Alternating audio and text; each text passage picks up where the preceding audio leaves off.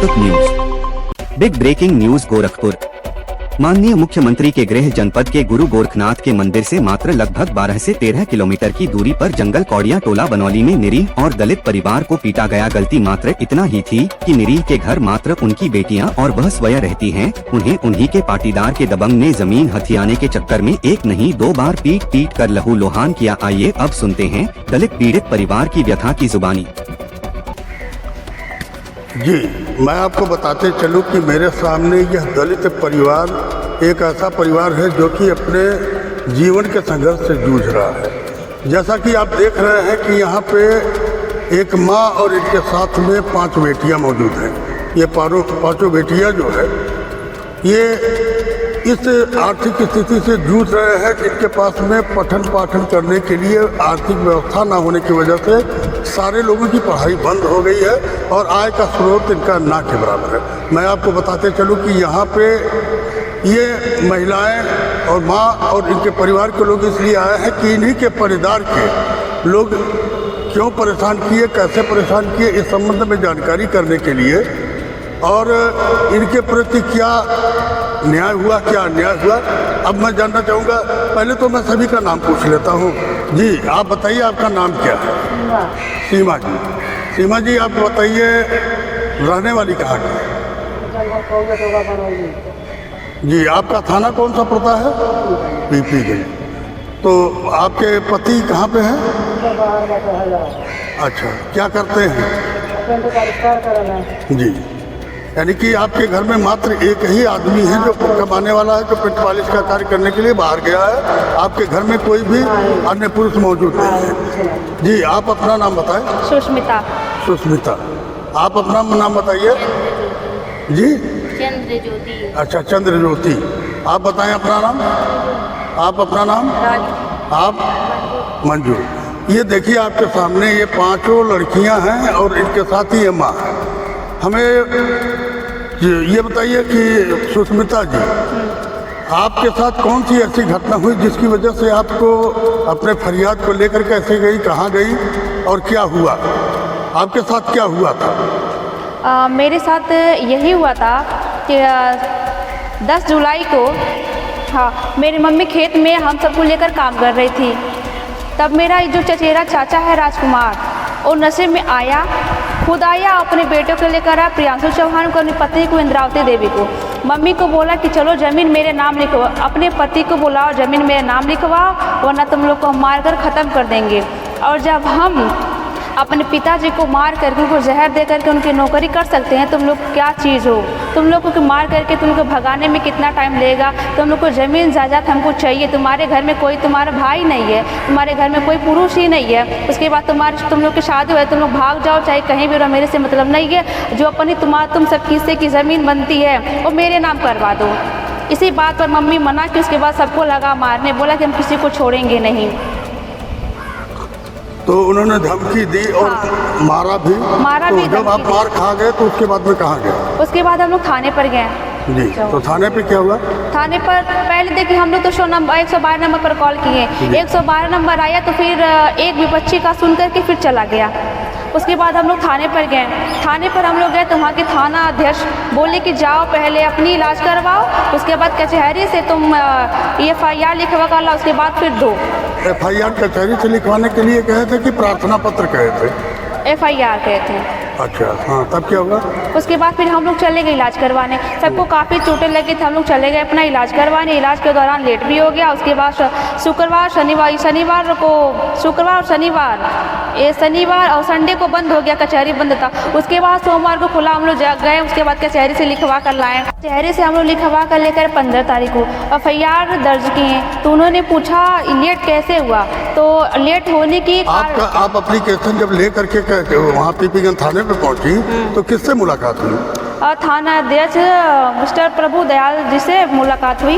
जी, हाँ। फिर तो उन्होंने क्या कहा? उन्होंने यही कहा कि लेट कैसे हुआ, इतना देर क्या हुआ, मतलब क्यों हुआ? तो हमने बताया कि इलाज के दौरान लेट हुआ। बोले कि तुम प्रार्थना पत्र पर लिख दो कि हाँ इलाज के दौरान लेट हो गया। मेरे से लिखवाए भी, मेरे से सिग्नेचर भी करवाए। तो क्या FIR दर्ज हुआ? नहीं दर्ज हुआ। फिर उसके बाद क्या हुआ? उसके बाद फिर क्या हुआ, बोले कि आप सब घर जाइए और आप लोग का कुछ भी अगर होगा। हम बोले सर देखिए हम लोग के जान तो खतरा, आप मेरे साथ चलिए, सबको बता दीजिए, समझा दीजिए।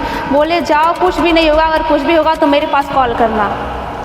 फिर उसके बाद क्या हुआ? उसके बाद 8 बजे रात को फिर से मेरा चाचा 4 लोगों को मेरे घर लेकर आया। उसी दिन मतलब क्या तारीख की ये घटना है दोबारा? 15 तारीख को, उसी दिन जिस दिन FIR हम दर्ज करवाए लेकिन वो दर्ज नहीं किए। अच्छा। फिर 8 बजे रात को फिर मेरा चाचा आया मेरे घर 4 लोगों को लेकर के, फिर से वही हंगामा शुरू कर दिया। बोला कि सबको मारेंगे। हम लोग सब घर छोड़कर चले गए, इधर उधर हम लोग भाग गए, बारिश भी आ गया।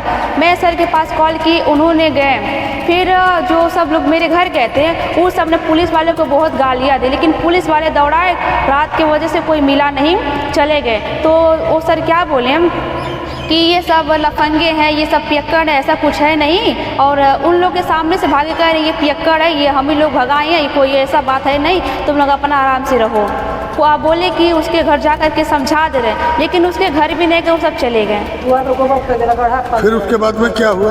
उसके बाद क्या, फिर चले गए, बोले कि जो ये गोबर फेंकी है दरवाजे पर, जो फिर चूल्हे उसके में। बाद कोई घटना फिर दोबारा कुछ हुआ? हाँ घटना हुआ। क्या हुआ? फिर 18 तारीख को मेरे घर में सब लोग घुस करके हम सबको मारे, और मम्मी को मारे, एकदम जान से मारने की कोशिश की है। मम्मी को मारे, सर फट गया, मम्मी एकदम बेहोश होकर गिर गई, और मेरे तक समझ कर सब छोड़कर चले गए। मेरा ही चाचा जो राजकुमार है वही मम्मी को मारा सरिया से, मम्मी तुरंत बेहोश होकर गिर गई। अच्छा, तो आपकी मम्मी जब बेहोश हो गई तो उसके बाद आपने क्या किया?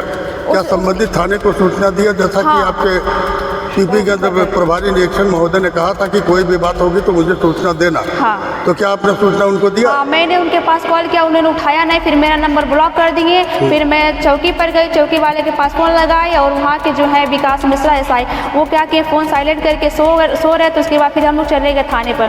थाने पर से उसके बाद फिर वहाँ से सर आए, फिर देखे, बोले कि ठीक है ये बैठो तुम लोग, अभी जब डॉक्टर अस्पताल खोलेगा उसके बाद जाना मुहैया हो जाएगी, तो उसके बाद तुम लोग सबकी ये मतलब FIR दर्ज होगा।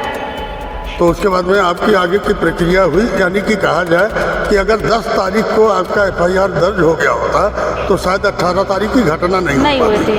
हाँ। यानी कि 18 तारीख को जो मारा गया, जिसमें आपको चोटिल किया गया, उसके बाद कार्रवाई के नाम पे आपका 18 को FIR हुआ। क्या आपके वहाँ पे किसी की गिरफ्तारी वगैरह भी हुई? नहीं, किसी की गिरफ्तारी नहीं हुई।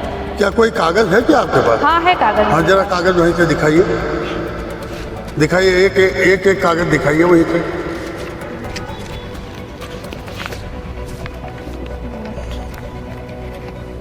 ये है 10 तारीख का जो हम लोग FIR दर्ज करा, ये 10 तारीख की है जी। हाँ, लेकिन ये इस पर कोई कार्रवाई नहीं हुआ। और उसके बाद ये है 18 तारीख को। जी। 18 तारीख को ये है। हाँ।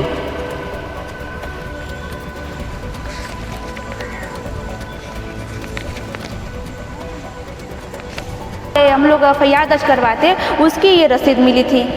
यानी कि ये जन सुनवाई में जो हाँ। आपने FIR के लिए दिया था, हाँ। ये 15 तारीख, हाँ। 15 या 18? नहीं 15 को। अच्छा, 15 को भी एप्लीकेशन। हाँ। हाँ। इस तरीके से यूँ कहा जाए कि आपका जो FIR लॉन्च किया गया वो 18 तारीख को किया गया है। हाँ। जिसकी कापी आपको दी गई, लेकिन गिरफ्तारी नहीं किया गया, और आप लोग इसी तरीके से दरबदर की ठोकरें खाने को मजबूर हैं। हाँ।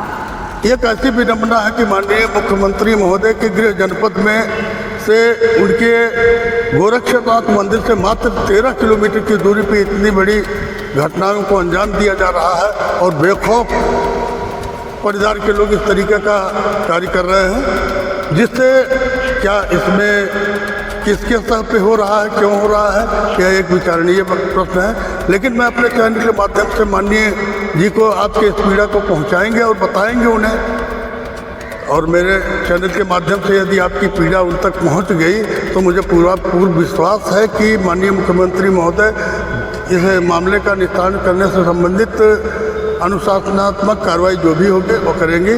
धन्यवाद। ऐसी खबरें रोज देखने के लिए चैनल को सब्सक्राइब करें। Don't forget to like and subscribe.